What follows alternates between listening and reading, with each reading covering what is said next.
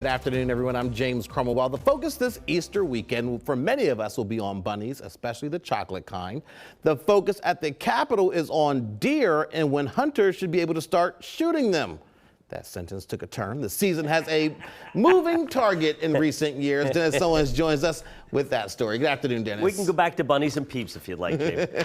Right now, the start of rifle deer season is the Saturday after Thanksgiving.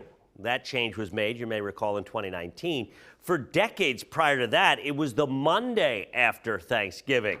And several lawmakers now want to move it back to the Monday after Thanksgiving, arguing that small businesses in the deer hunting parts of the state have seen a decline in revenue because folks just aren't spending several days in their deer camps and several dollars in those local communities. They insist an unintended consequence of that switch to the Saturday is the wounding of local economies.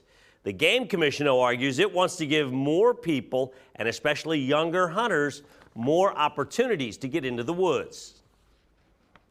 If you were a hunter, you would go on like a Saturday, start camping out. You go to the restaurants, the shops, the community, and you'd hang out for a couple days, then you'd hunt on Monday. And that's not happening anymore. So all these businesses were the ones that were calling me saying, we're losing business. Why did the Game Commission change it? And can we set it back? And I'm like, okay. I think that going back to the Monday opening day after Thanksgiving and Black Friday, I think that, it kind of limits the opportunity that these young hunters have that are, still in high school, maybe they're in college. Okay, so what does the Game Commission say about all this, this bill to put it back?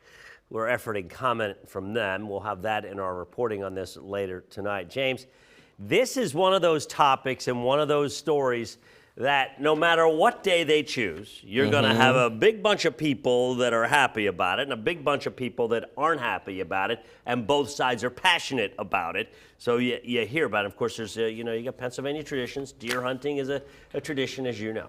Okay, so I'm trying to understand the argument here, because why is more time means less spending?